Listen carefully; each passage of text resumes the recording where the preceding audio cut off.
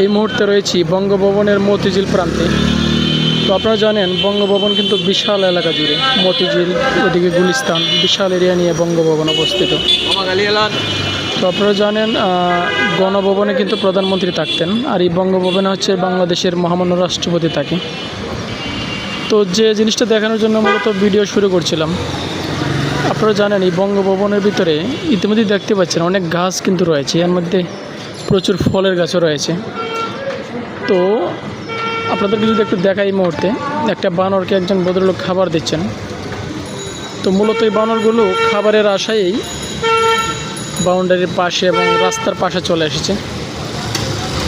তো যা বলতে চাচ্ছিলাম, বঙ্গভবনের ভিতরে যদিও প্রচুর ফলের গাছ রয়েছে, কিন্তু এই মুহূর্তে কোনো ফলের এই মুহূর্তে সিজন না, যেমন আম, কাঁঠাল, লিচু কোনোটাই নেই। মূলত